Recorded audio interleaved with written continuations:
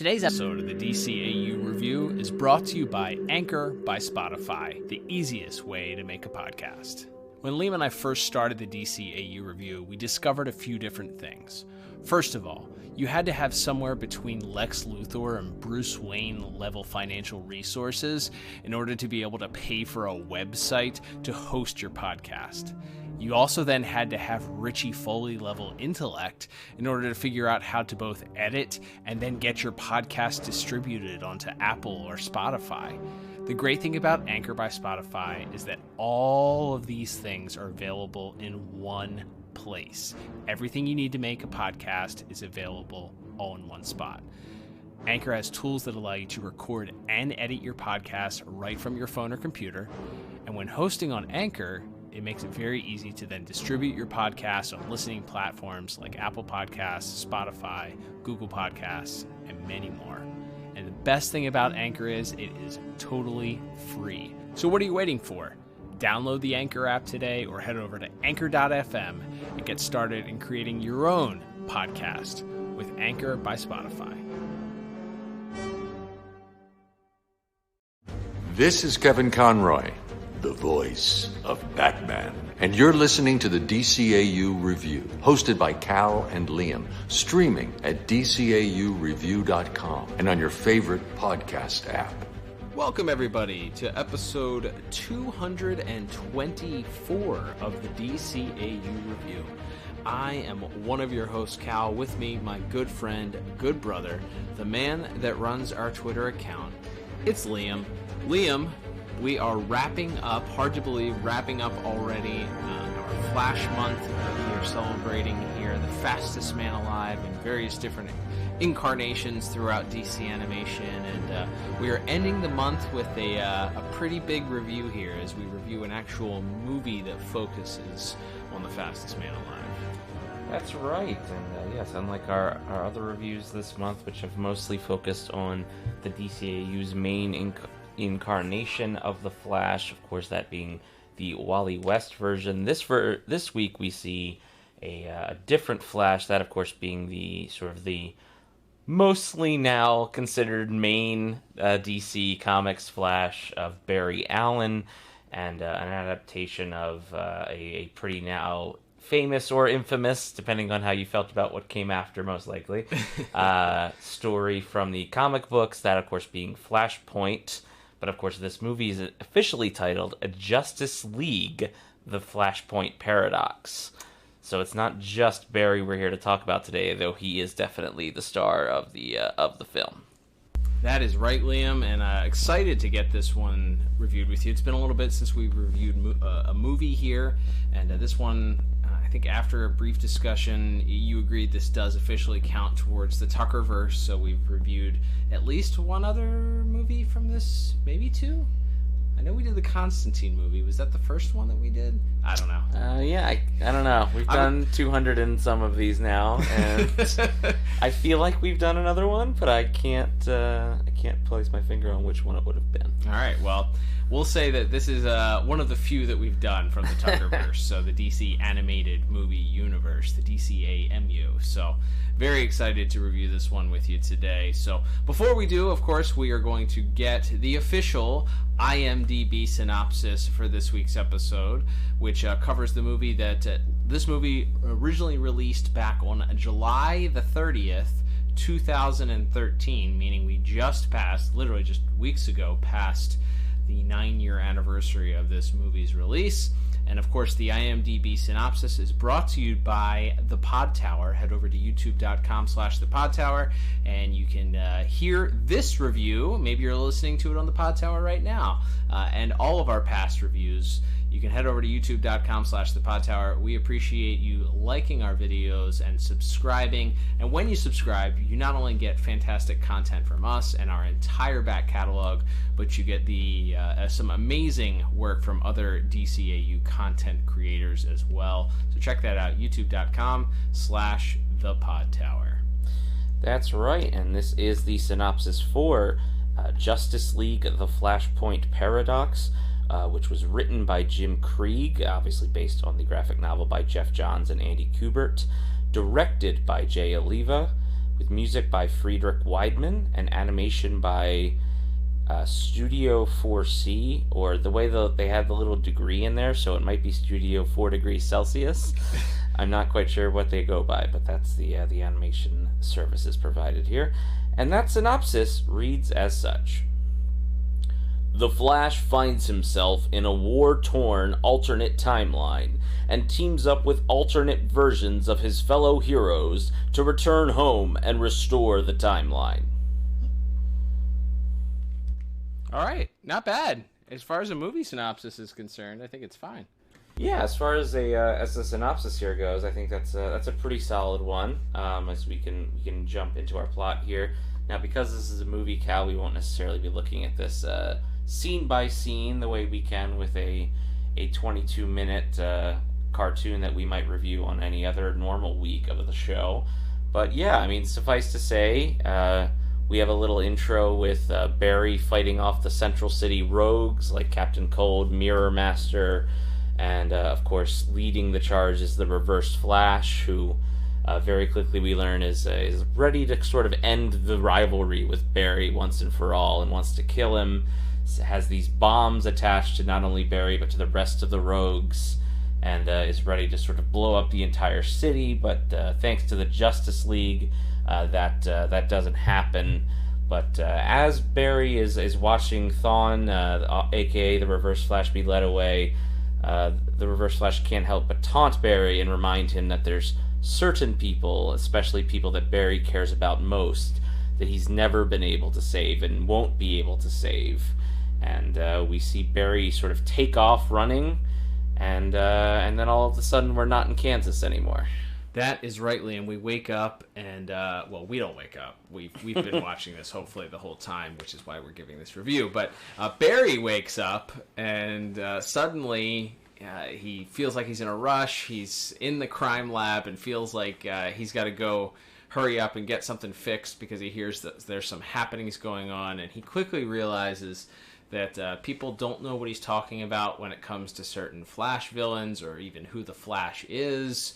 And as he runs out and attempts to change into his Flash costume using his costume ring, he trips down the stairs of the police station in Central City and bangs his head. And as he sort of goes to get up, he happens to find a familiar face there waiting for him, and it's none other than his mom, who he's completely flabbergasted and shocked to see, but she isn't shocked to see him, at least, and reminds him that they had plans to take her out on her birthday and to celebrate, and Barry's quickly very confused as he tries to confess to his mom that he is the Flash, and she's not quite sure who the Flash is.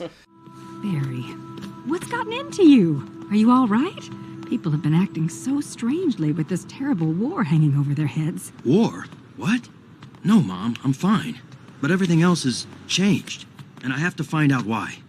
I think it probably has something to do with me being... Gay. What? No. It's okay. I love you no matter what. Mom, it's not that. It's... something else.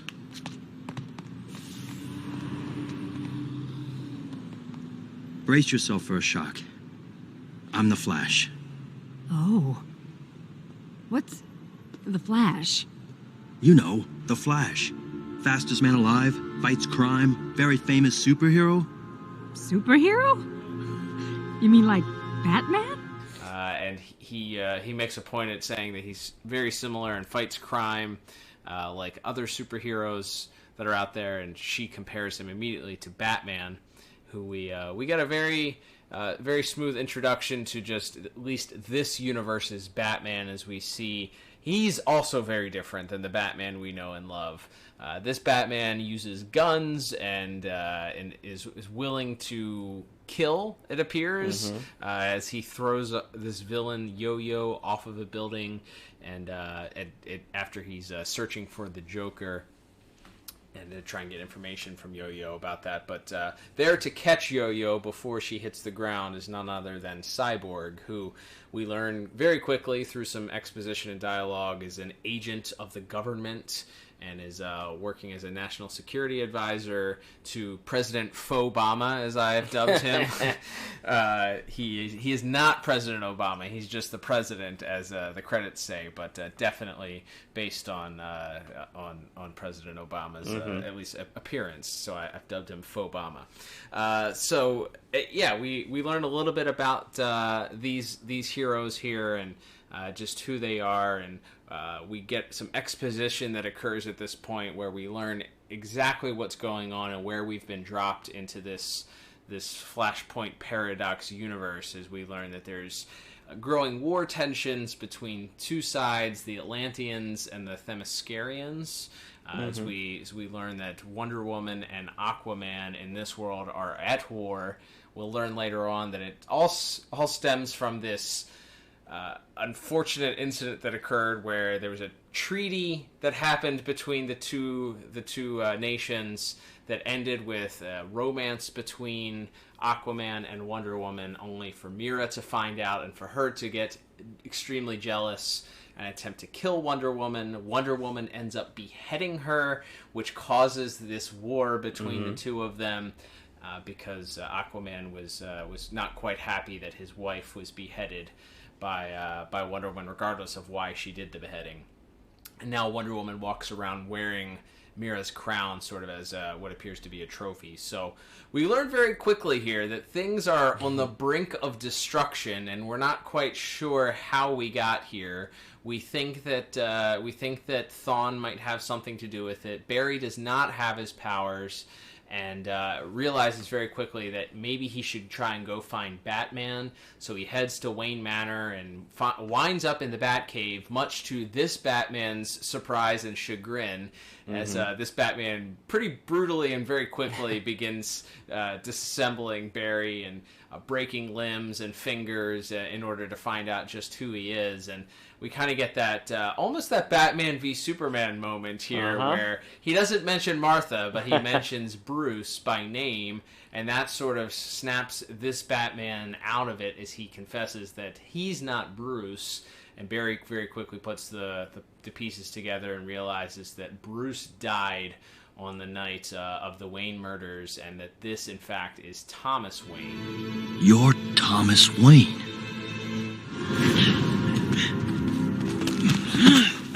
I told you! Everything changed! You have 9 more fingers. I suggest you tell me how you found out about me. In my world, I'm a hero, named the Flash. Bruce took me here, showed me... I used to be a doctor. Mention my dead son again, and I will break out my surgical instruments.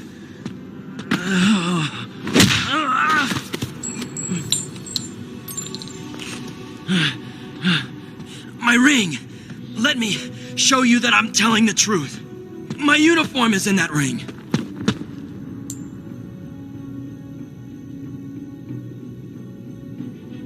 I'll humor you.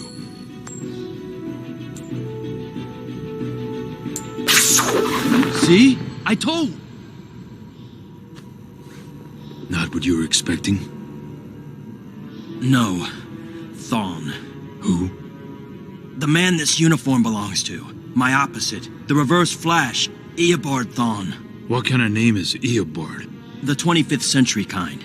So Thomas agrees after Barry sort of tries to convince him that he came from this universe, that he has these powers, and as Barry goes to run away from him, a ring flies out of his pocket, a Flash ring, so he picks it up, and shooting out of the ring is not his Flash costume, but is the Reverse Flash's costume. So we start connecting dots here and start putting pieces together that something is afoot, and that Thawne is responsible, and that Barry decides that the only way for him to solve this is to once again regain his powers that he's lost.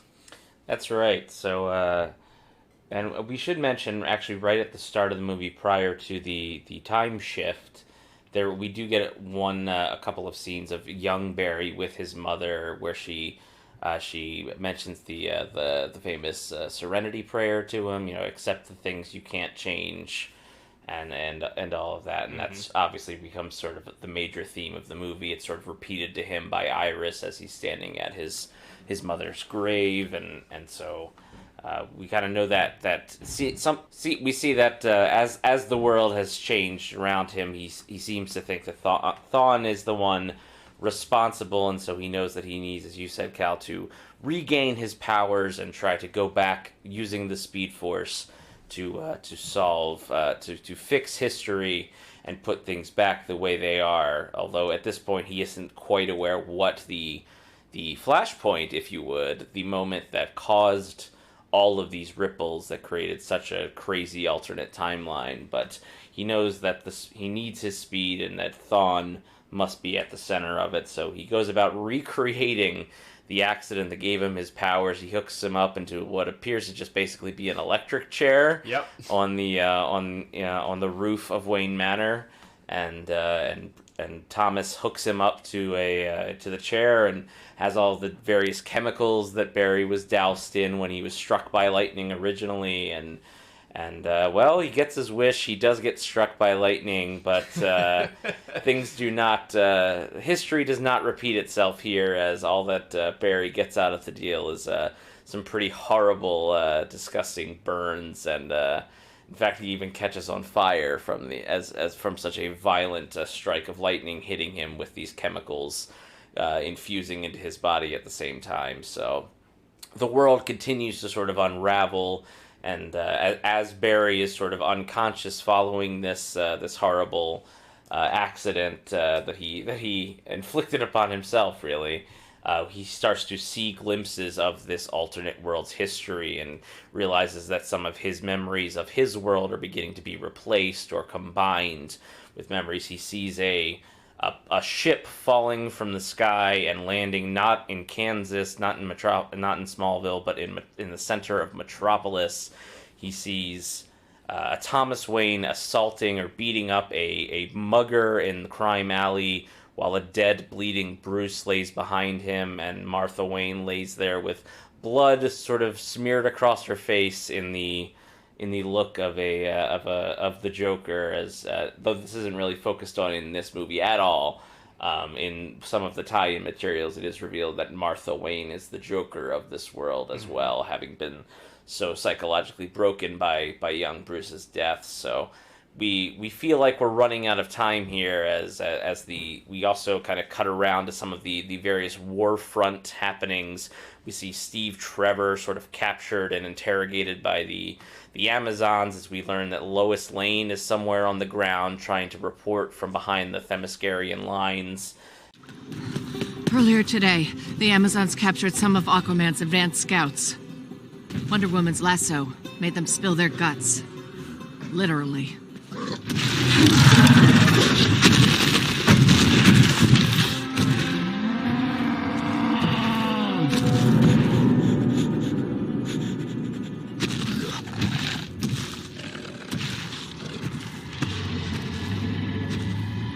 Aquaman is leading his army through the English Channel tomorrow.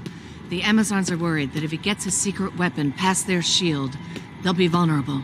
They remain defiant in the face of...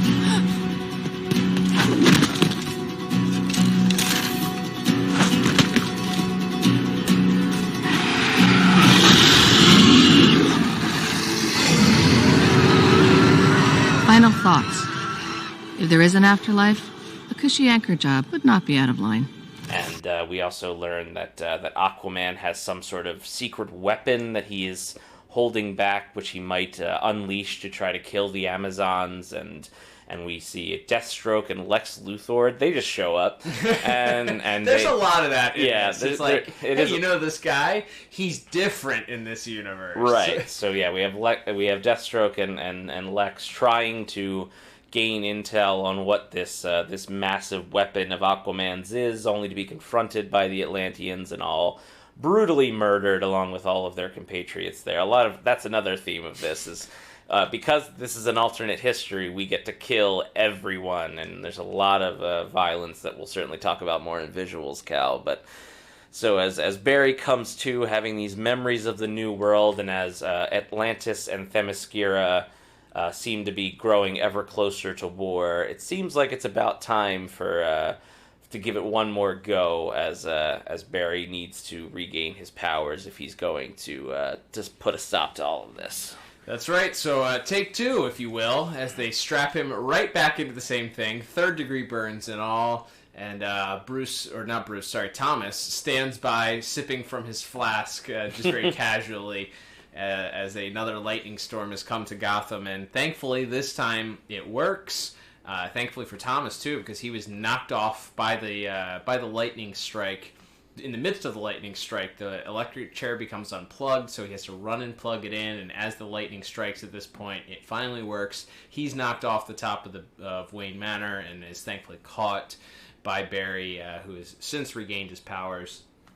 At the same time, the tensions continue to grow on both sides. As we mentioned, we get our first glimpse of Lois behind enemy lines as she's introduced to a group of freedom fighters that are working sort of from the inside and are attempting to prevent this world war from happening and get in between both sides and sort of defeat both of them.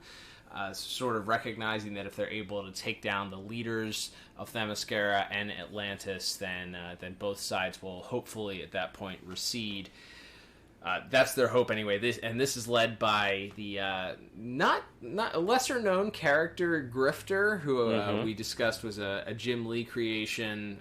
We discussed this before we went on the air. Jim Lee creation from the Wildstorm comic days when Jim Lee created his own universe, and then DC at some point bought Wildstorm, so they have the rights to these characters. And I think Grifter was introduced, you mentioned, during the New 52 and has since kind of maintained a presence. Yeah, a few of those Wildstorm characters from the Authority especially have kind of stayed around in DC Comics, sort of the main continuity as a whole. So I think his inclusion here, while it does seem pretty random, because I don't think Grifter has many other animated appearances to his name.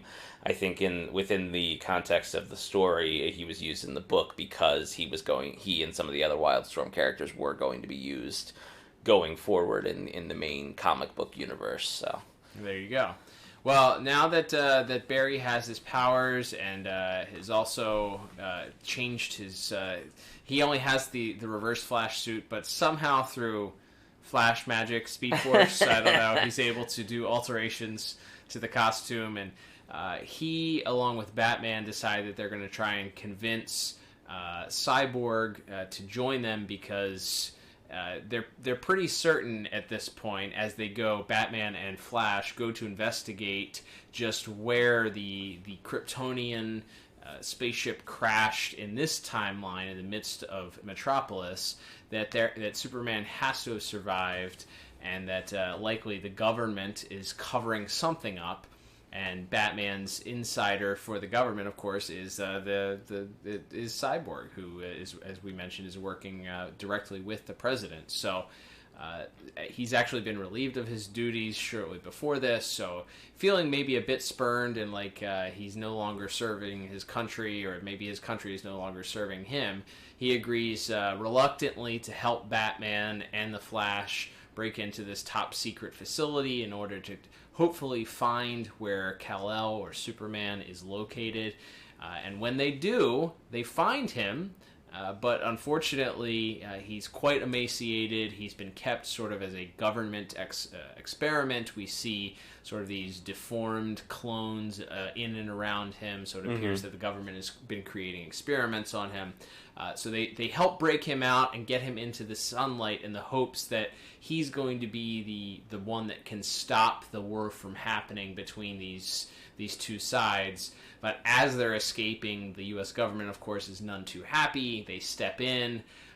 A lot of murder happens because of this. Superman unintentionally, because has never been outside of government control, murders some people with his heat vision and flies away and sort of saddened. But in the meantime, Flash and Cyborg try and instill in him that they are friends, and there's this interesting dialogue that's happening between Cyborg trying to educate and catch this Superman up to speed, while Batman stands by, and it's really the war of two sides. Batman is very much the Debbie Downer of this universe. He sees the end is coming. He doesn't see any good in humans. He doesn't see anything good coming out of this situation. The end is near. It's inevitable. While Cyborg is sort of the hope and is trying to instill that hope into Superman at the same time. This must be some kind of mistake.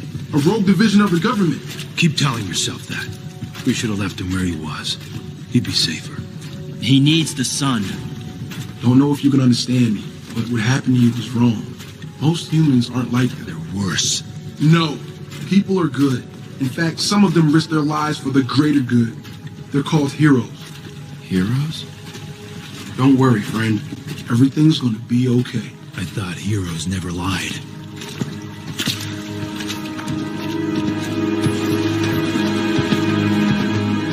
Cyborg, stand down. You have exceeded your authority. Return the stolen government property or face immediate fire. You don't understand. They were using this man as a lab rat. I don't think they care, Vic. So beautiful. So they manage to escape. The rest of the heroes have managed to escape at this point as Barry is able to help sort of thwart the government's attempt at this point. We also get some more cameos. We get Hal Jordan, we learn, is a pilot that is going on a apparent suicide mission to try and end the Atlantean side of the war. He gets snatched up by some sea monster and killed. And this sort of leads, unless I've forgotten anything of main concern, this sort of leads to the culmination of what happens here. Oh, I will say, Lois, as she meets this group of freedom fighters, happens to notice that there's another speedster in the area, and through their detective work, Batman and Flash recognize that not only is this speedster Thawne, but that he's likely revealed himself in an attempt to get Flash to meet in this one spot where ultimately both sides are going to culminate in a battle in Europe. Yes, that's all our moving parts kind of come together. We have the sort of this remnants of a team that Cyborg was trying to put together, which is him and a sort of alternate version of the Shazam family, which was introduced, I think, in more recent years the three, Mary, Jr., and Billy Batson's version have all been around for decades and decades, but sort of a larger family, but this version's kind of a Shazam Voltron. They all say Shazam together and form one big muscle man. Captain Thunder. That's right. So we have them on the team, as well as, of course, Cyborg, Batman. Superman sort of retreated. We don't know what his status is. And then, yes, we have this incredibly violent, incredibly bloody war living up to its name here, as it does appear like this is going to destroy everything as Aquaman's allies and begin to fall. And we get a lot of cameos here. We get Ocean Master and the two Aqua lads, and I think Dolphin is in there at one point. Like, there's some real deep cut supporting characters here. I think we maybe see Artemis and maybe a couple of the Wonder Girls in the background, though not really named as well in this battle as well. But then, of course, yes, we have Batman and Cyborg and the Flash and the other freedom fighters who had helped Lois. They're all trying to sort of end this war before it engulfs the entire world. And in that fight, finally Thawne reveals himself, and he and Barry sort of race off to have their climactic battle. And Thawne really starts to take Barry apart, and as he's sort of taunting him and telling him how he wants to make Barry watch this horrible world end, we get our big sort of third act reveal, which is that it was not Thawne that caused this alternate timeline, but that it was Barry, and that Barry choosing to go back and save his mother's life, who had been murdered when he was a child, has caused this ripple and has caused as what he refers to as a time boom, like a sonic boom. When you break the sound barrier, it doesn't just ripple in one direction; it ripples backwards and forwards in time, and therefore has created this horrible alternate world, all because of Barry, not because of Thawne. But now that they live in it, Thawne is very much happy to make Barry watch as his whole world, including his resurrected mother, now will face Armageddon because of this horrible war. What did you do to the world? Oh, Barry. That's the beauty of all this. I didn't do any of it. You did. Think, Barry. Isn't there some little thing, some little good deed you might have done? I saved someone. Yes. I saved her. I saved Mom. That's right. No. It wouldn't have changed all this. It wouldn't have changed what happened before her murder. Bruce's parents, Clark's Landing. Oh, but it did. Break the sound barrier and there's a sonic boom. You broke the time barrier, Flash. Time boom. Ripples of distortion radiated out through that point of impact, shifting everything just a tiny bit, but enough. Enough for events to happen slightly differently. I just wanted to save her. Her hero. How noble. Oh, wait. You didn't stop JFK from getting assassinated, or make sure Hitler stayed in art school. You saved your mommy. You missed her.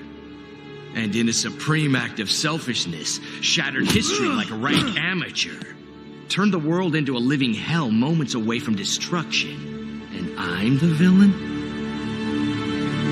That was all caused by Barry's actions, and it becomes this sort of final moment as Barry doesn't have the speed he needs. It's like they talk about how if there's another speedster, I guess, on the planet tapping into the Speed Force, then Barry won't have enough speed to run back in time again. And just as Thawne completes quite a cutting monologue, honestly, where he points out that of all the moments, all the injustices across history that Barry chose to fix, it wasn't stopping Hitler, it wasn't stopping an assassination of JFK. He chose to save his mom, and how selfish that is, and how his selfishness has now caused the end of the world. Yeah.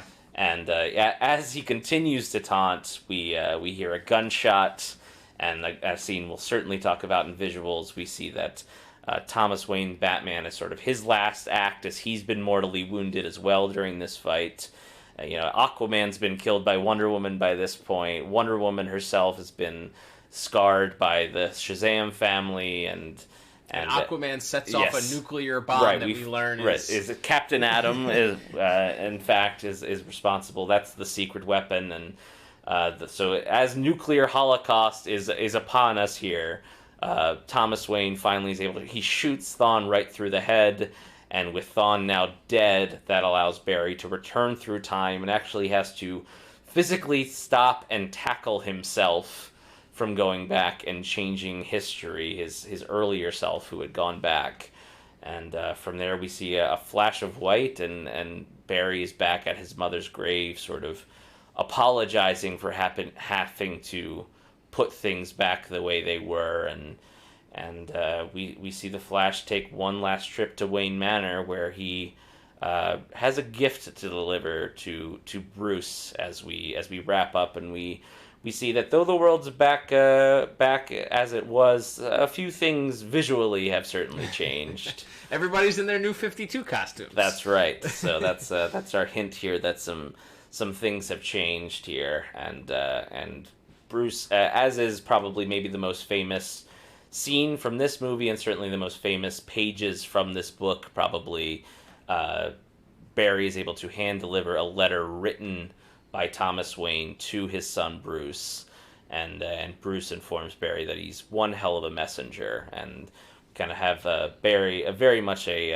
end of the Flash TV show. We just sort of see Barry run off, and we get a kind of a nice elongated action sequence of Barry running through the city and springing into action as the adventure continues. There we go. All right, so big picture thoughts here when it comes to the plot, as we'll get into our scores now, Liam. I will say I have mixed feelings about anything written by Jeff Johns. Mm-hmm. I have mixed feelings about Jeff Johns as a human being. Sure. I don't love that he brought back Hal Jordan. I don't know how many times we've said that on the podcast, but we've talked about that before. Him bringing back Hal Jordan and Barry Allen for a time really, really upset me. But I think Barry Allen very much less so, and I think that this story, while somewhat derivative, you have another hero with a dead parent, and that's the sad boy story is, Barry's dead parent, and he's not fast enough to stop his mom's killer, and feels a bit derivative at times. But and the amount of times now, I've mentioned this before we went on the air, but if indeed the Flash movie, the Ezra Miller or whoever's going to star in that movie ever comes out, we'll be quite familiar with the Flash origin story at this point, as far as his mom being killed and him having to go back in time, just because of not only this movie, how big the comic was at the time, the ripple effects of the comics. The Flash television series also mimicked this exact story and the origins. We also have seen in the Watchmen, the Doomsday Clock. This was a miniseries that DC Comics did a couple years ago. That was fantastic. This played a huge role in that. There's a sequel comic being released as we speak called Flashpoint Beyond. So right. The Thomas Wayne Batman character from this story entered into the main DC comic continuity for a while and became one of Batman's biggest rogues for a time. So there's a lot of ripple effects on this story from the comic side effect, and that then in turn affected a lot of the media that we talk about on this show. And so I think almost every story made, animated, comic book, television show, live action, has sort of been affected by this story, at least as ones that involve the Flash, certainly. Absolutely, yeah. So all of that to say that I'm very familiar with this, and revisiting this story could have felt like an eye roll. And I'm pretty sure I watched this close to the time that it was released at some point. I don't know if I made it through all of it, but I definitely remember watching most of it. So I enjoy it. I enjoy the story. It's very impactful. I will say maybe my one gripe is that you didn't have as much of the heartstrings pulled upon with Barry realizing that he essentially had to re-kill his mom. So we don't get the heartbreaking moment as much where he has to interact with his mom or say goodbye to his mom. Yes. And those things, as far as the Flash television series are concerned, are some of the best scenes. Like those are some of the most memorable, heartbreaking, emotional scenes that have been portrayed in the 9 years or 8 years that show has been in the air. I mean, I'll go as far as to say I think that's some of the best live action superhero stuff in any medium. It's good. That whole arc of the end of the first season of The Flash, I think is tremendous, and I think that not getting to see that part of this and seeing, or really get to see Barry, because Barry finds out that he's responsible and then undoes it a few minutes later, we don't really get to see that struggle that he has, or really even him having to deal with the ramifications of what this means. Again, we do get one more scene of him at his mother's grave at the very end, but even that's more of a backdrop for him realizing that he's back in his time with his Iris now restored, who of course he was not in a relationship with Iris in the Flashpoint world, so it's not really given as much weight as I think it should be for that decision that he has to make in that moment, and how gut-wrenching that would be for someone to have to make that decision to to allow your mom to die in order when you could stop it, right, because of all of these other ramifications it would have to do so. So I think we are robbed a little bit because we don't get to see that, and you miss some of the emotional impact. It's still a little bit there, and I think it makes up for it by doing the inclusion of the handoff of the letter to Bruce. So you still get some of the, he had to let his mother die, but look at what came out of this situation. Like, there was still good that came out of it regardless, and his choice to be selfless ultimately ended up helping somebody else, a friend of his. So, yeah, I think the story is good. I think the movie is perfectly paced. It didn't feel like it dragged in too many places. You know, we talked about when we did the Batman Under the Red Hood movie. At that point, there's so much jam-packed into that they didn't cut out of the comics that felt like maybe they could have. And I don't feel like we did some research and looked it up, and it didn't look like there was too much that was left out from the original. That maybe one or two details changed. Yeah, a lot of the side characters got their own. This is also, you know, sort of the double-edged sword of modern big two comic book events, is that you have your main mini-series that usually does the big blockbuster action, and everything kind of moves at a clip like it does in this movie, but all of the character development for our side characters, like the Shazam family, or, you know, more of Aquaman and Wonder Woman and some of these other characters who are big parts of this story, kind of get shortchanged a little bit because you only have, you know, whatever it is, 80 minutes to tell this story, and you don't have, you know, probably almost like 70 comics worth of tie-in material by the end of this. Yeah, there's no side dishes with this. It's all main course, which for a movie, I think that's what you want. Absolutely. You absolutely want it to be. So you're right. Some of the fleshing out, maybe the impact of Martha Wayne being the Joker didn't feel like, you don't feel anything because of that. Like, you don't really care about this character. The development really doesn't matter. The shock isn't that big of a deal. The reveal isn't that big of a deal. But I think that it's paced very well. Like I said, I didn't feel like it dragged very much. It's pretty violent and pretty brutal for a cartoon movies. We mentioned these movies were definitely geared more towards adult, PG-13, maybe hanging on close to an R-rated film. They didn't have as much language in this, so I think that's why it was probably PG-13. But a lot of violence in this film. So I think the pacing is done really well for the amount of material that they had here and what they could have been bogged down with. The storytelling was great, staying true to the original material, great. I really enjoyed this. I think that like I said, the only downside being that maybe the most emotional, important emotional moments are the things that they ended up cutting out, which probably took my score down a little bit. But all things considered, still a very strong score. I went with an 8 out of 10. What about you? Yeah, I went one tick lower. I went 7 out of 10. I don't really disagree. Like, I think it moves really fast and it's exciting, and certainly in the third act when it's just wall-to-wall, you know, famous DC comic characters being violently killed. It's very compelling, and it's very, you know, memorable, and you feel like there are very high stakes to this, and this feels like just like an awful, violent world that is going to collapse in on itself, and like you do feel the stakes of this. That it isn't just, you know, it isn't just worse than the main world. It is centered on Armageddon. Like, all of history has been undone by this.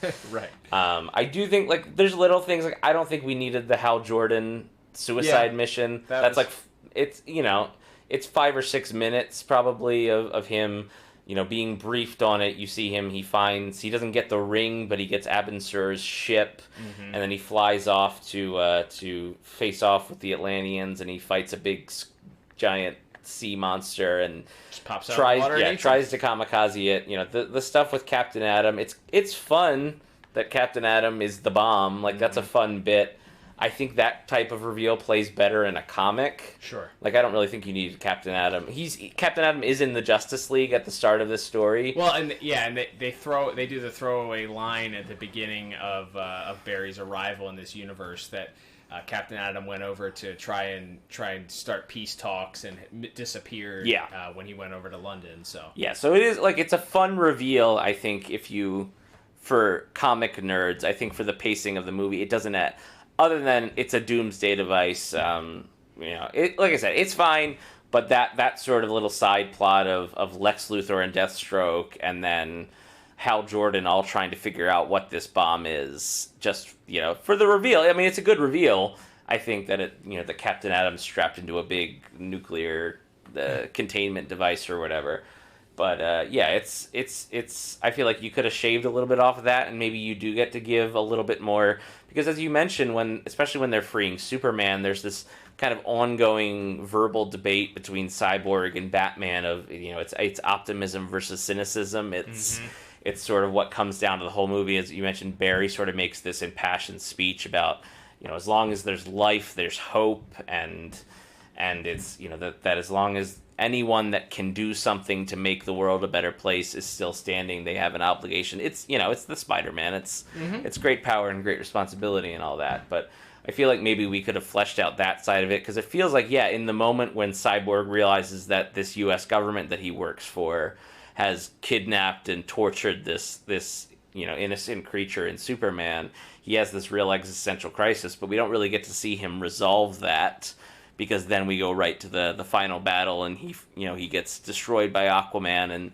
Superman does come down and save Cyborg at the end, and calls After him a cutting friend. off Aquaman's arm violently.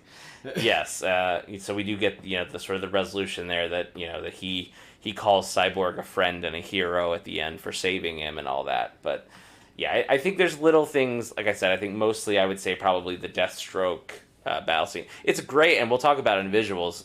All of the action in this, as violent and bloody as it is paced, I think, incredibly well. It's very exciting, very frenetic. But as far as from the story beats, maybe you cut the Hal stuff and the Deathstroke fight, and then maybe we get to see Barry have one last scene with his mom, who, despite being the impetus for all of this, we really only see for two scenes. We see the scene of Barry as a kid when their car breaks down at the start of the movie, and then we see the scene of her coming to meet him at the police station. So, and forgive me if I'm wrong here, or projecting the television show into the series, but wasn't Thawne the person responsible for Nora's death? Yes. So and in the movie, it is not explicitly clear that he's responsible. You see somebody, a man, going into the house.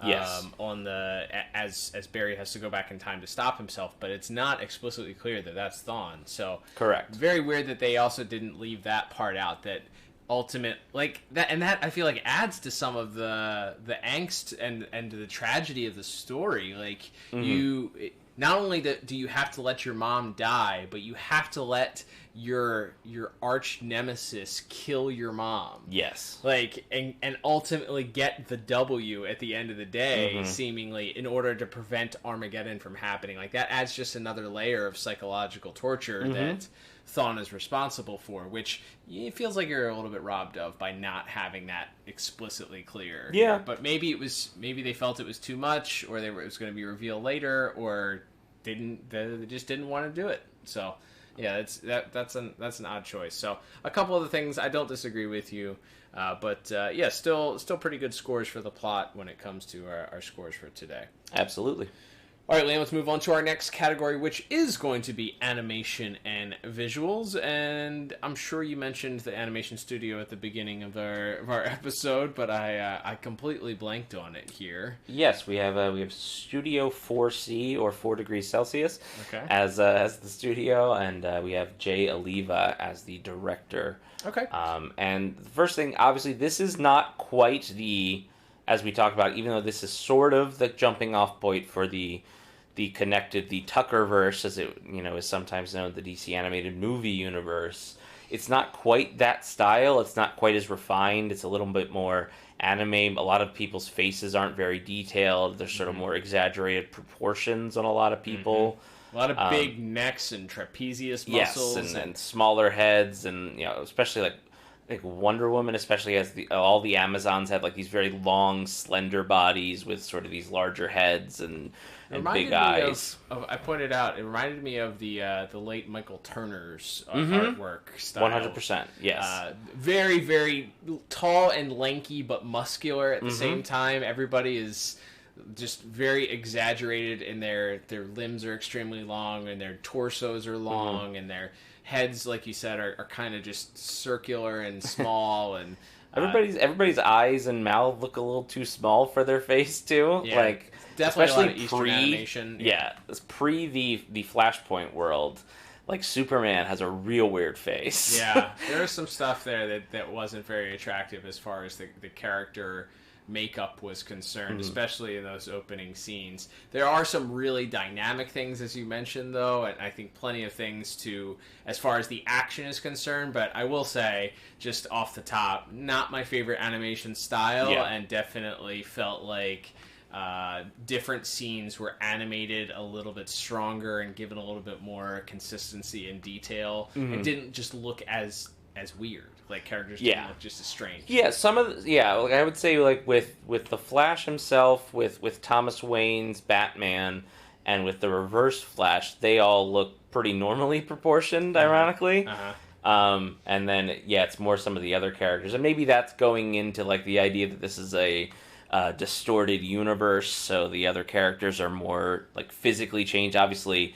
And again, a lot of this imagery is ripped from Andy Kubert's art in the Flashpoint series, but Superman, because he has been kept under a red sun in this lab his whole life, he's very, very skinny and emaciated. And Cyborg is I like, maybe the Cyborg design might be one of my favorites in it. I should mention Phil Barraza is the character designer credited on this, who went on to do a lot of Young Justice and some other animation character design work, but and some for the main DCAU movies as it went forward. But the Cyborg design, he's really a tank in this, in a way where he's like towers over Batman. In that first scene there, you really get the sense that he's a hulking mass of a monstrosity. Yeah, and he seems like he's more outfitted for combat in this. Like, his one arm is like permanently a gun in this, as opposed to some of the other versions we might be used to, where he can kind of transform back and forth. He has very little human flesh, it seems. At one point near the end, actually, we see Aquaman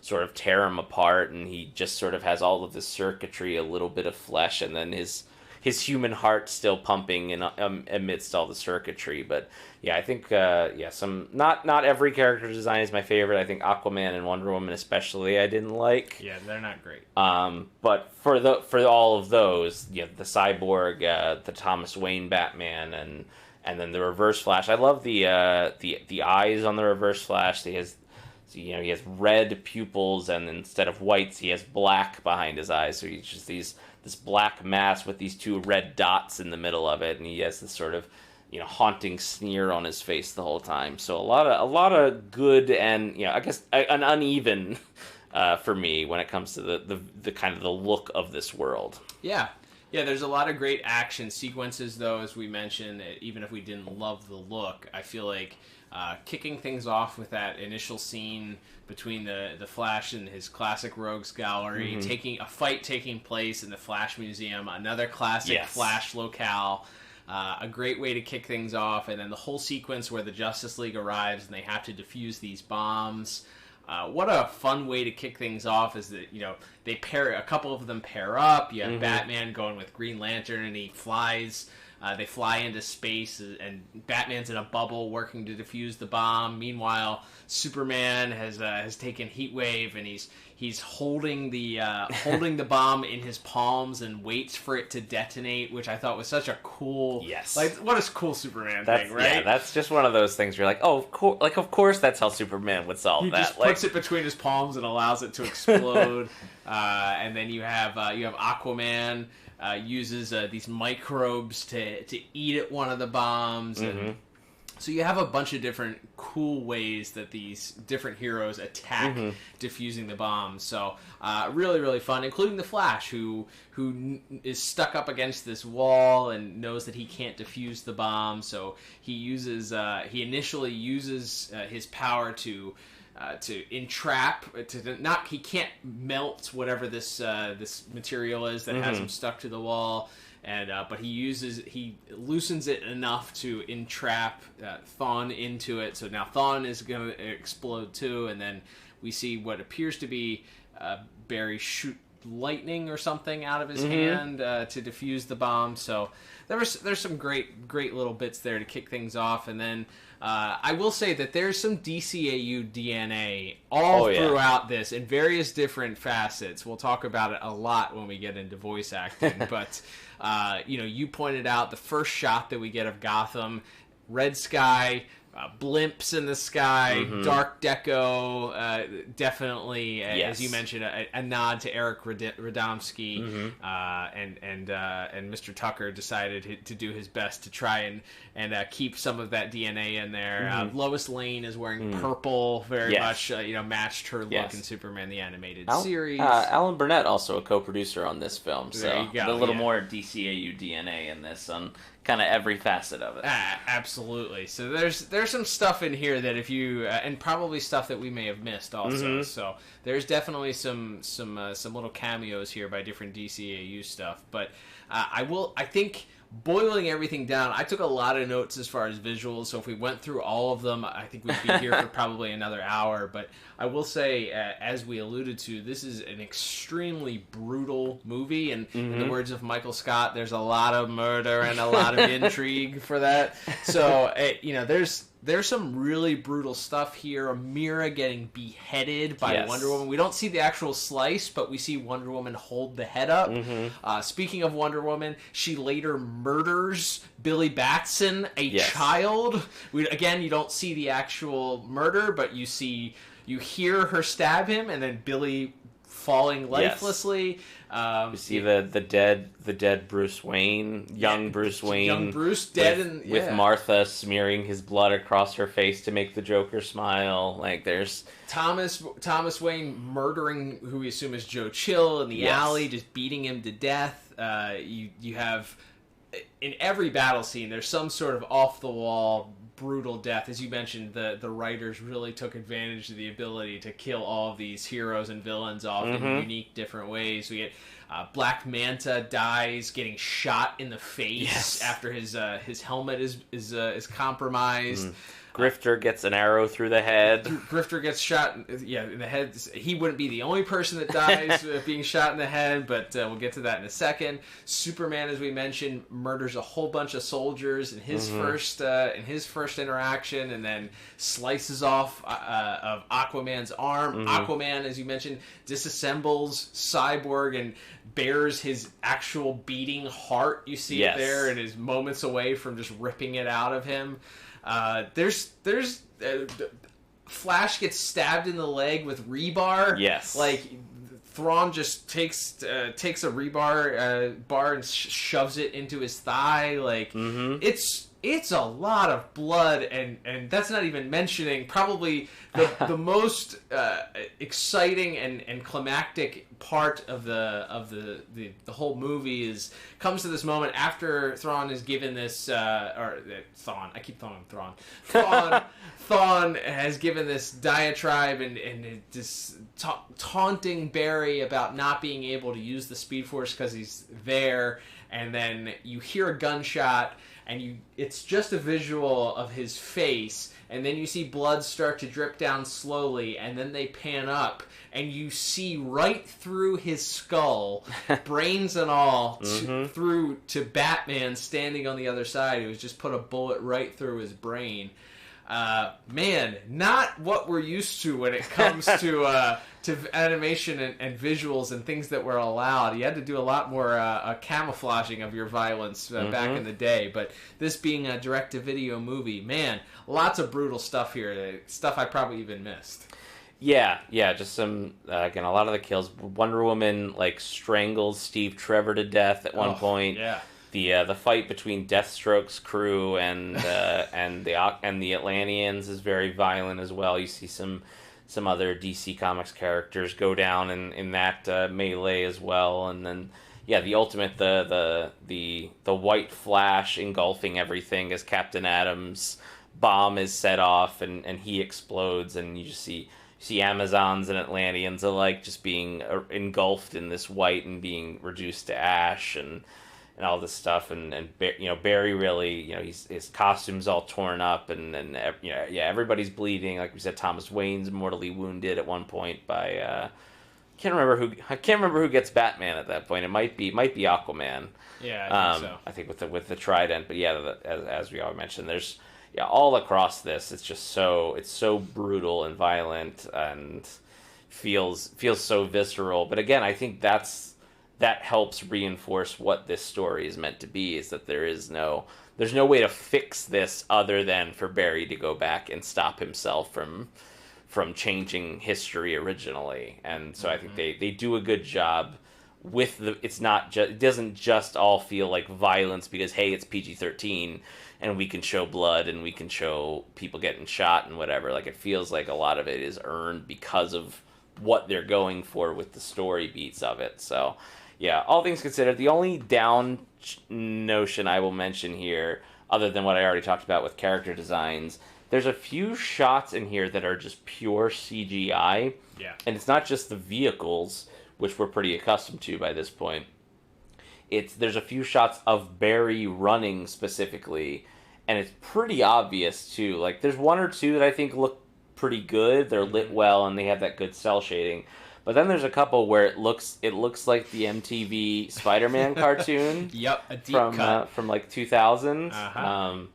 And it just looks very often happens when CGI is used in these sorts of things. It does sort of age it and date it in a way that it probably otherwise wouldn't, because computer graphics just advance so much faster than traditional 2D animation does, and so you're always looked with like, oh, that looks bad. There's one shot at the end where Barry's sort of running through Gotham or into Central City, and he runs up a building and like runs across the blades of a helicopter, and it's a cool shot and everything, but you can just tell that it's this weird kind of wonky CG model, and it's not really moving particularly fluidly, and that happening 3 or 4 times in the movie. I was like, I wish that we could have gotten away people, from that. I'm the one who usually complains about the CGI, so if Liam happens to bring it up, then, I feel like it was just so much more noticeable for me because it was the character versus the vehicle. I feel like I've been eased into the CGI vehicles enough that I'm just used to it. Sure. But the CGI Flash that we see, like you said, it's the culmination of the movie. It's the end of the movie. Yeah. And it's this long sequence where he's doing a lot of running. And there's a lot of panning that happens, and the cell shading in those scenes when it's up close is fine. Mm-hmm. But there are these panned out, far off perspective shots running up buildings and all that, and it doesn't look good. Running on water. The water itself is CGI too. So yeah, it's just not great. It definitely took me out of those scenes too. So definitely took a point off for that. But all of that considered, I think that it's action-wise, it's really strong. Took a point off or two for the just not loving the actual animation style and the character designs in some cases. Took a couple points off for that aged poorly CGI, but I still ended up with a 7 out of 10 for visuals. What about you? Yeah, I actually gave it the exact same score of 7 out of 10. I like I said, I think there's a lot of great stuff, especially in the action sequences. The animation itself, very fluid. It doesn't feel very stiff. The 2D animation, I should say, is very fluid, and it really, you have a lot. Like I said, all of these bloody action sequences are just so brutal. The red eyes of the Thomas Wayne Batman suit just really like pierce, I feel like, every scene that he's in, and he's the secondary character of the entire movie, so you get a lot of him. And they also gave him the 5 o'clock shadow, which which I feel like is maybe a little bit harder to pull off in animation. So I think that's his design. He has like the weird little shoulder cape spikes, which were like a real hallmark of like 1990, like late 90s Batman, like No Man's Land era Batman design. But I feel like haven't really been attempted in a lot of animations. So that was kind of a fun little flourish to put in there. And again, it's all a lot of the designs are based on the art from the book. But I thought adapted really well for the most part into this world. Yeah, don't disagree with you on that. All right, Liam, let's move on to our next category, which will be our music. So music this week comes from Mr. Frederick Weidman. Apologize if I'm butchering that. But he actually is responsible for a lot of the DCAMU music and soundtracks. Did a lot of work on this, including the previously reviewed Constantine movie, we believe. Did work Superman on that. Red Sun, which we've also reviewed before, and a few other projects as well. So yeah, he and I will say that a lot of the movie relies on a specific score that to take place. But I will say right off the bat, this feels like a movie score when you're listening to it. I agree. It is done very, very well.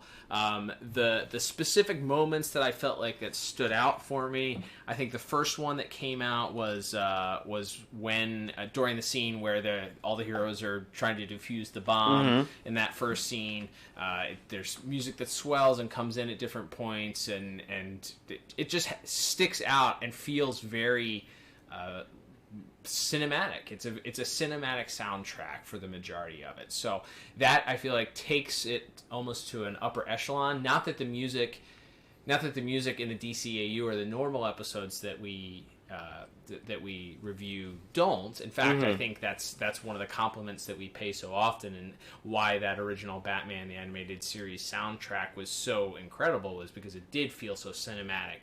And this, I feel like, does the same thing for a movie. So often, I feel like these cartoon movies, you can ignore that part because you're paying so much money for people that are the voice cast or the animation studios or whatever, and then the music is just sort of an afterthought, and I just fill in the blanks here and there, and if it sounds okay, it's okay. Right. But this, I feel like Mr. Weidman did just a great job at composing some great pieces here.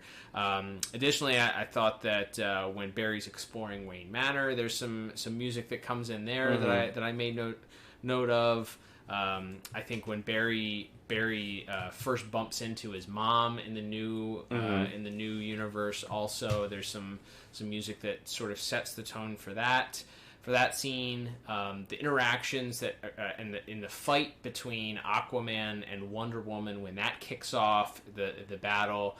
There's some really unique sounding stuff that comes in the background. I couldn't quite place what instrument it was, but there's some stuff that really sets their fight apart from whatever else is going on in the scene. So you get the rest of the battle, and then it comes back to Aquaman and Wonder Woman. You sort of get this lover. You know that there's something more here as they're sort of giving their dialogue about Aquaman saying that what's the line that he says about loving? He says he can't believe he ever loved her, and she responds that he never really did. And so that's punctuated really well by the music in that scene, I thought. And then I think even though we were robbed of Barry actually interacting with his mom, and don't get to see that happening at the end where he chooses to go back and change the past, the scene with him running back and having to tackle himself. You start feeling the tension and raising the stakes as he first gets shaken off by himself, and he has to push further and try and fight harder in order to stop himself. And then I think the scene where Bruce reads the letter also.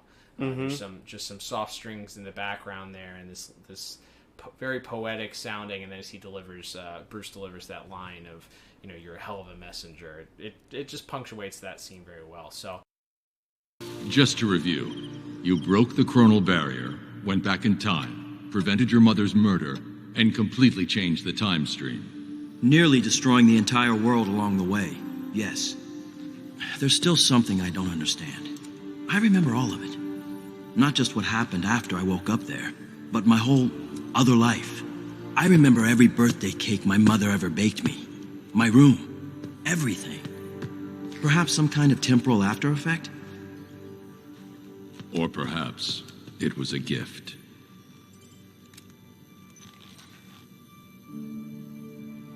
Yes, a gift. This is my father's handwriting.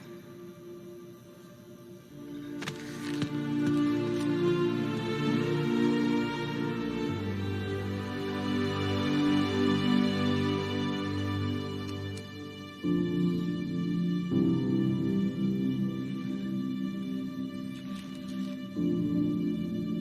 one hell of a messenger. Thank you.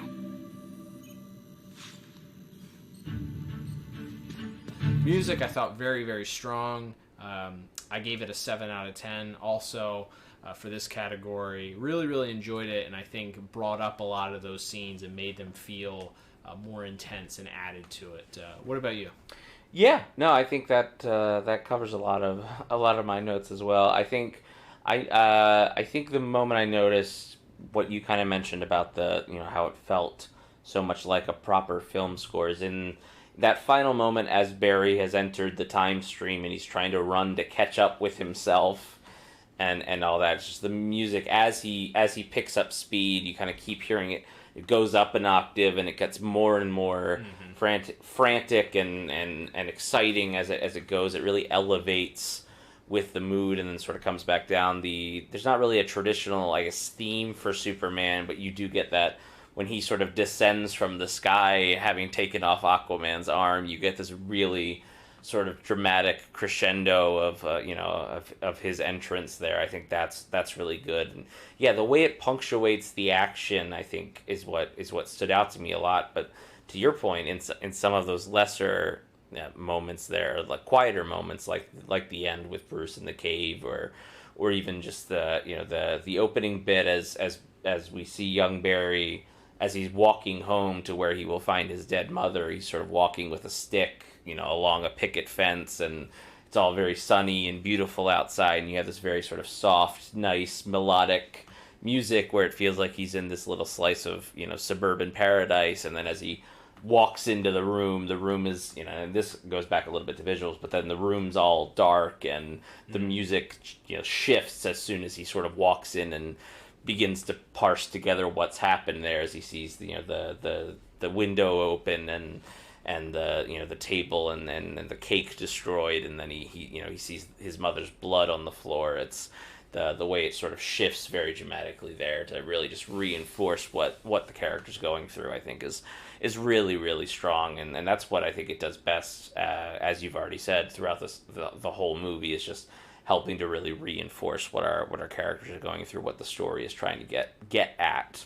Wholeheartedly agree. Absolutely. And during the flashback sequence, I think where we see that the Aquaman, Wonder Woman, Mira romance and betrayal, I think you have that theme sort of initiate there again, sort of in this triumphant, hopeful way as we see the pact forming, and then turn to those sort of shriller, sharper notes when it's when the betrayal happens, and you kind of have some of that music brought back in when they see each other again on the battlefield at the end. So good musical callbacks there as well. So yeah, for all those reasons, I actually gave it the exact same score, a strong 7 out of 10. I thought not necessarily a lot of music you'll hum maybe when you're done with it, but as far as adding to the scenes and adding to what the story called for and being a partner with these other categories that we cover, it more than held its own here this week. Absolutely, and I believe, if I'm not mistaken, at least on YouTube, and I'm sure that means on streaming services, because if it's on YouTube, it's on streaming services too. Mm-hmm. This is one of those cases,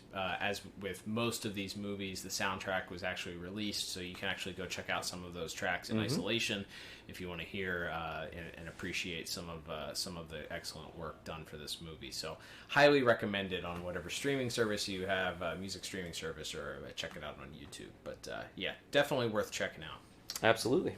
All right, Liam, let's move on to our final category of the day, which is going to be our voice acting. And as we've mentioned, there's a huge cast here. It's remarkable that they had a budget for anything after the amount of actors they ended up with, actors and actresses they ended up with for this entire movie. But I guess it is a movie, so a movie cast tends to be a little bit bigger than a television series. But a lot of recognizable names that you'll hear both from DCAU and non-DCAU appearances here. So let's get to cracking with our this week's voice cast. Yeah, that's right. So kind of starting with some familiar names playing maybe different roles than we remember. We have Hynden Walsh, of course, the voice of Starfire on Teen Titans, as well as Ace in Justice League and various other animated projects.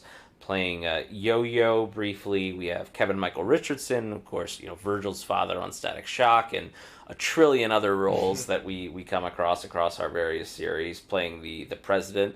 Pretty solid. Yeah. I wouldn't have thought, because he has such a deep, booming voice, and, the former president's voice has this very sort of, quick and sort of pausing cadence to it. You wouldn't necessarily thought that he does it, but it's not a straight up 1-to-1 impression, but it's certainly, again, affecting. Absolutely. You know who it's supposed to be, and it's fun to have him in that role there.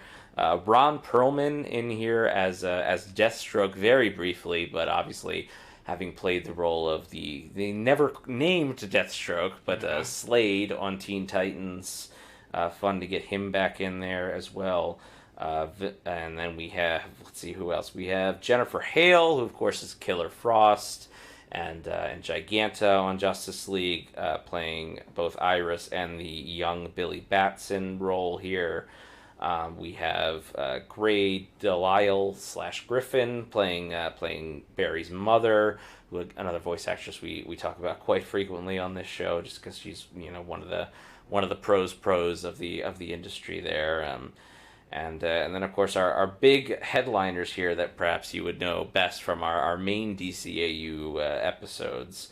We have Dana Delaney returning as Lois Lane in a few scenes, as well as playing the Bruce Wayne version of Batman. We, of course, have the great Kevin Conroy.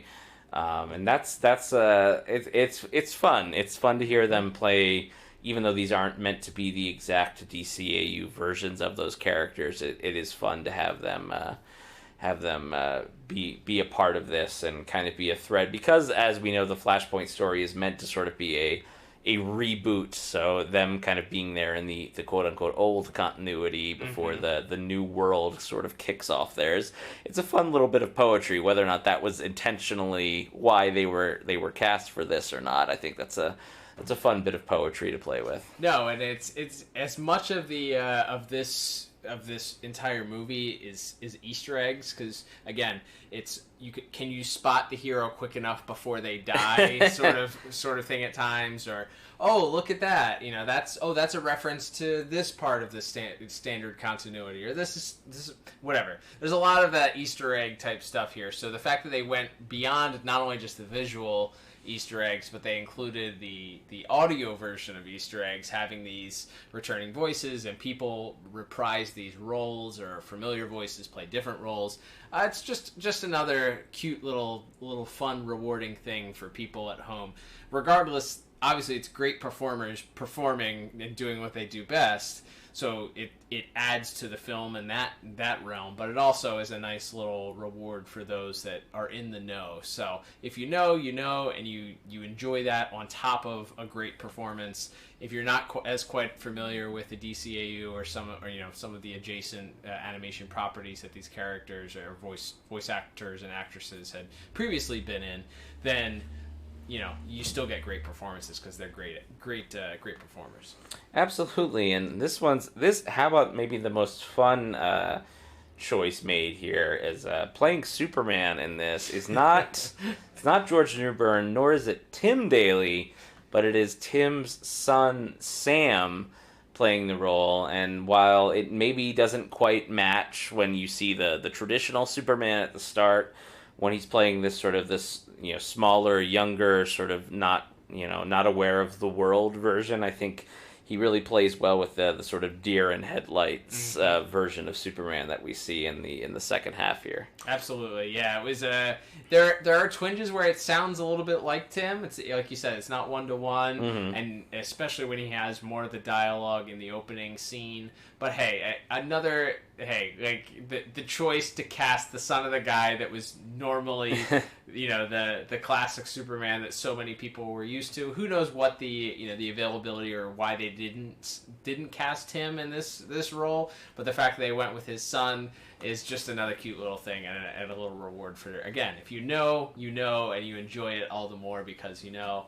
And if not, there wasn't a ton asked of Mr. Daly in this role, so for what it's worth, what he needed to do, I thought he was excellent for what he needed to do.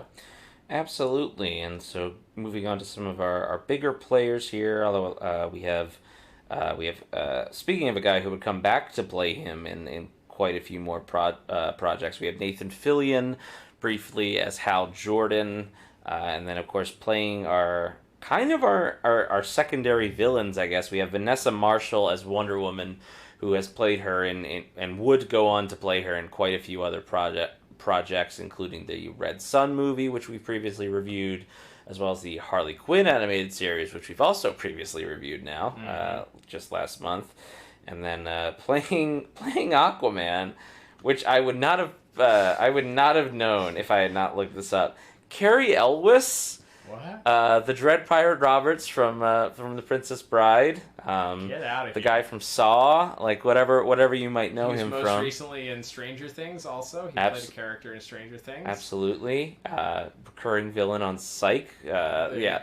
Weird, just a weird character actor from across different generations. He just seems to always pop up in a popular movie or show, but yeah, him showing up. Of course, Robin Hood, Men in Tights, probably maybe his most famous starring role.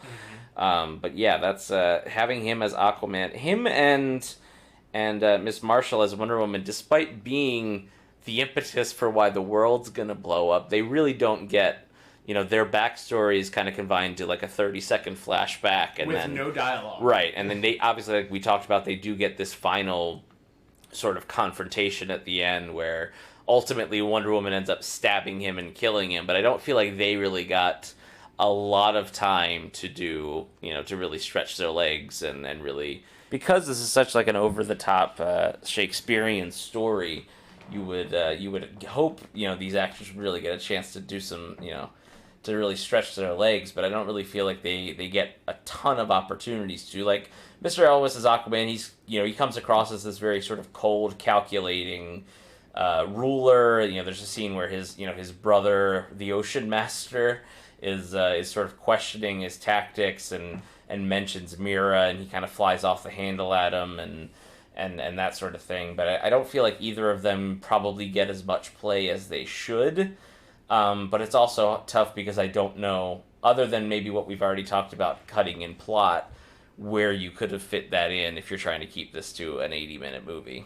Yeah, and I think in almost a way I was okay with it because these two are the villains of this universe. Yeah. Of this universe, they're the bad people. They're the two selfish people that are acting out of emotion and destroying the world because of it.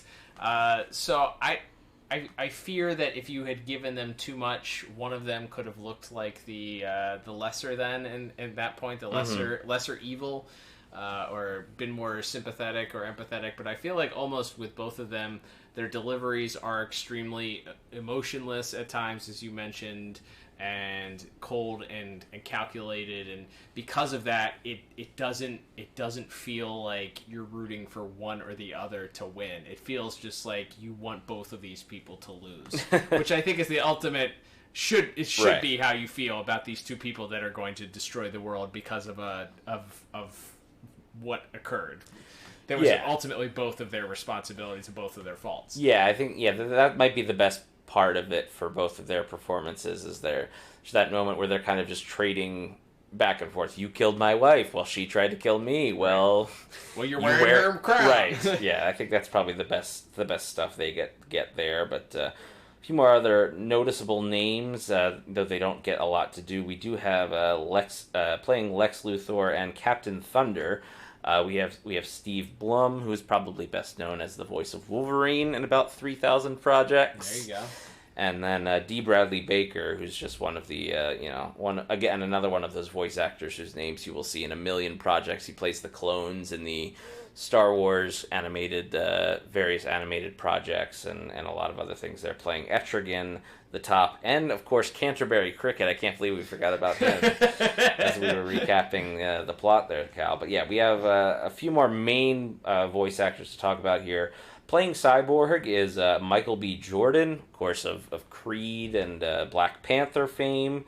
most recently, and of course played Johnny Storm in the everyone's favorite Fantastic Four movie. He was in those Creed movies. That's right. Those were perfect. I didn't see the second one, but Yeah. I loved the first one. Loved the first one. Somehow just never bothered to watch the second one. Yeah, and there's a third one that apparently is coming out sometime soon. So yeah, he's a big time Hollywood star nowadays. So. Yeah, I think he's a guy who, when you see him on screen, he has a real strong presence and charisma, and he's very compelling to look at. Yeah. Not just because he's a handsome man, but just he has a very visual charisma to him that I don't necessarily know that comes across in this performance. Because the way he talks, when you don't have his his facial expressions and attitude to kind of go along with that, it can almost come across kind of wooden, but maybe that goes towards him playing a robot. I didn't know if that was an intentional voice direction for him, that he was supposed to play this emotionless sort of. He's an agent of the government, so he has to be kind of even-keeled. There is the moment where he gets to sort of show a little emotion as he and Batman are having this verbal sparring as they save Superman, and he's trying to shoot down Batman's notion that there is no good and there's no reason for optimism and all of that. So he does get to show his voice acting chops there a little bit, but it's the rest of it is mostly either exposition or just a very even-keeled, emotionless way of delivering his dialogue. So again, I don't know if that was voice direction because he's playing a robot, and because of that, I'll probably give him. I gave him a pass for it. But I will say that could easily be interpreted as not a great performance because of the amount of dialogue he ends up having for the crux of the movie, and it not being delivered with much emotion or variation. Yeah, I think that's fair. And then sort of wrapping up our voice cast here, we have Kevin McKidd as the Thomas Wayne version of Batman, who folks might know from maybe Train Spotting or some of his other voice work, like in some of the Pixar animation studios movies. He's done work for them as well. He's doing the gravelly Clint Eastwood. Although it doesn't seem like it's a put-on voice. It's not quite the Christian Bale, but it's trending in that direction. Maybe it feels like just kind of almost everything he said is spoken in this sort of gravelly whisper, tough guy voice. So it looks like he also was born in Scotland, which I wonder if he was doing I guess he was doing an American accent. Yes. Which also, and kudos to anybody from another country doing an American accent, because boy, oh boy, is there a lot of variation and a lot of difference in how we as Americans speak. But I will say that at times when somebody from Europe, from Great Britain, tend to put on an American accent, it does come off as very one note and emotionless, because they're concentrating so hard, and it's like it's a one note accent. It can be at times. So at times and I don't know how much of an accent Mr. McKidd has, but it did at times feel like to me that there was echoing or emulating of the Christian Bale. You're not wearing hockey pads, like I'm not wearing hockey pads, like. There's that gruff, like he just needed to add gruff to his voice to add gruff, like. But he does so consistently. I didn't feel like there was any point in the movie where, and he's playing a character that is devoid of hope, that is beat down, that has watched his own child murdered in front of him, and his wife turned into an arch supervillain. Yep. Like, so you get it. This guy's not supposed to be happy-go-lucky. This guy isn't supposed to be very optimistic. But at times, it did feel like the gravel in his voice was a little distracting. But overall, being the debut version of this character, I think, in animation, as far as I know, fine. It could be defining. I don't know if you find somebody else that does a voice. And it couldn't be... I guess they didn't want to just use Kevin Conroy in a different vocal range or something like that. I think it would have been interesting to hear him try and take on this role, but not going with Mr. Conroy and going with him instead. You know, it was fine. I think it was serviceable, but he does have a lot of dialogue in the movie. Yes, for sure, and yeah, a lot of it spoken in that same tone of voice. But elsewhere, of course, we have playing the Reverse Flash. We have C. Thomas Howell. Tremendous name, who folks would know from things like I believe he's one of the kids in E.T. Wow. And then more recently has been in a couple different, looks like CBS shows, like the SEAL Team show that the guy from Bones is on. He was on The Walking Dead for a couple of years. Okay. So as far as, again, we talk about, he doesn't get a lot to do. He's in the opening scene, and then we don't really see him until the last 15 minutes of the movie or so. But he does get this very sarcastic. He's really twisting the knife into Barry as he's monologuing about how Barry is the one who caused all of this havoc, and how selfish Barry was for going back to try to save his mother and causing all of this as a result. And he does get to play a pretty, you feel like he's reaching arch enemy status by the time you feel there's, he genuinely seems to really enjoy torturing the Flash in this. Yeah, I think he sort of sets the tone initially, at least in that opening scene where he's introduced as the person behind the attack on Flash at the Flash Museum, and then as Flash is sort of there trapped in this material that he can't get free from, you see the joy that he has in taunting Flash. And then when he figures out that Flash, or thinks that Flash is still going to die because he can't defuse the bomb, there's even more of that there. And then again, I think the line that stuck out to me was after he goes through the list of things that Flash could have gone back and stopped, and he pauses and he goes, but instead Flash chose to go rescue his mom. He pauses and says, "And I'm the villain," and it was just, it was delivered so well, and it was the perfect, just villainous way of chiding the hero and really twisting the knife, and I think that line alone and the way that he delivered it was like solidified this as a great performance for me. So I thought he did a great job, and when he needed to in that back and forth dialogue with Barry, that he did a fantastic job.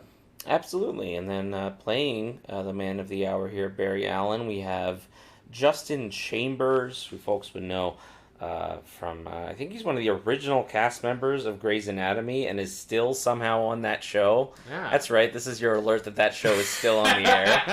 That show will outlive us all. That's right. It will be that and The Simpsons. No one will be alive to watch it. The whole world will be dead. But those shows will still be going on. Absolutely. So, and as a Barry Allen, it's funny because I think when this came out, there really wouldn't have been an archetypal Barry Allen voice actor. I think now in modern days you might think of Grant Gustin or someone like that, but at this point, this role was, I think, a lot more wide open, and I think he does a good job with it. A lot of it is him just reacting to this crazy new world that he's been thrust into, and I think he does have some good lines. I think playing off of Mr. McKidd as Thomas Wayne, especially as they're sort of hypothesizing how they can solve this problem, and then when Barry decides he's going to get hooked back up to the electric chair for the second time, and Thomas asks him, what happens if it doesn't work, and Barry kind of quips that we'll try to put the fire out faster next time or something like that, and that I think he gets across that determination that you want from a Barry Allen, where he, even though this comes from sort of this very naive and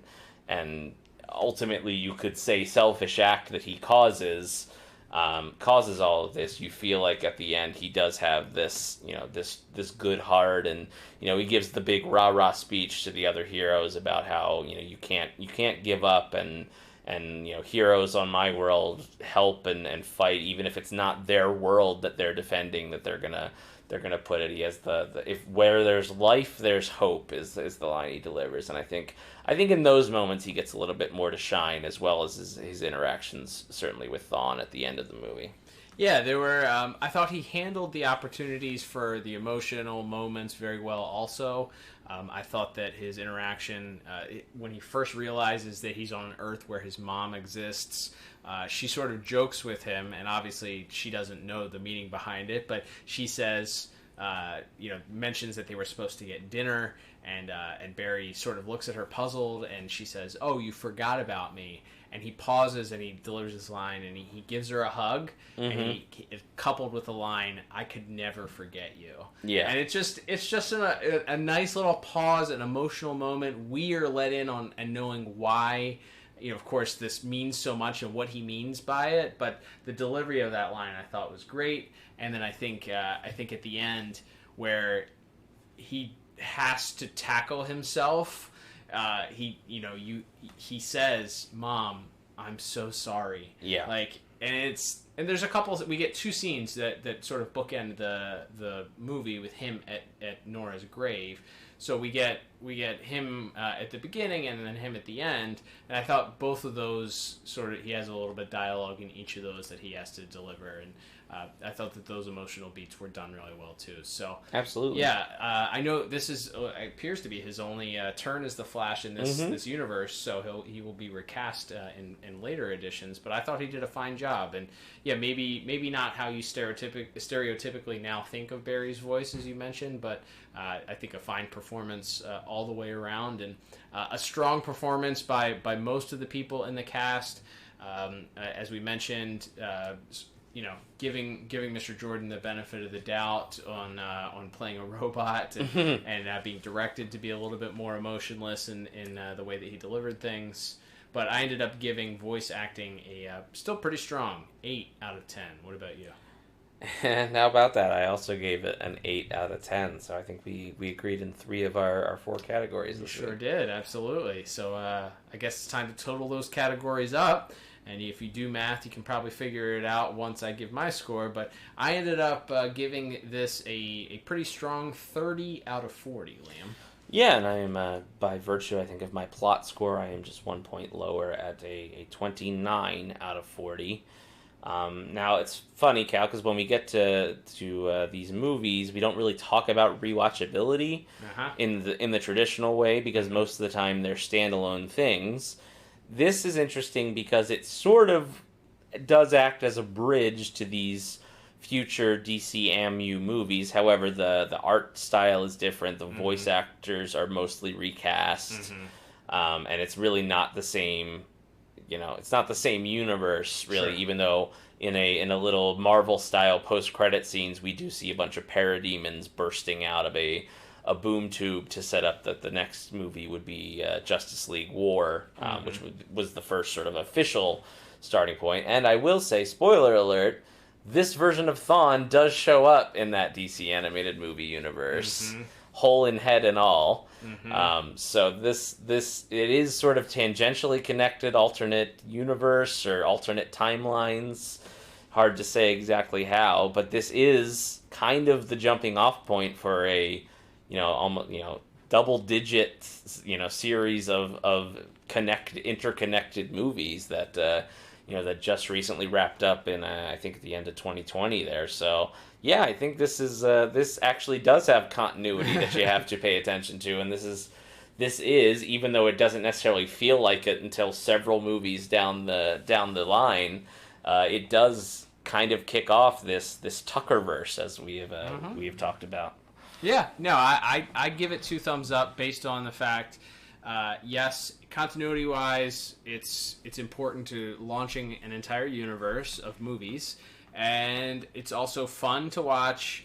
It's very well paced, as we said. It's 120 minutes, an hour and 20 minutes. So you're not sitting here for multiple hours watching it. As we said, there's a lot of violence in it, so I wouldn't recommend this as like a family film. No. To definitely like probably 13 and up if you're watching it. PG-13 for a reason. Use your discretion as a parent. But yeah, I do think that it's fun. There's some good action here. There's some great comic book parallels and callbacks and all the other stuff that we said. And if you're a fan of the DCAU, you'll enjoy the Easter eggs and the references and the things that sort of pay homage to the DCAU. So yeah, I'm giving it 2 thumbs up for rewatchability. I agree.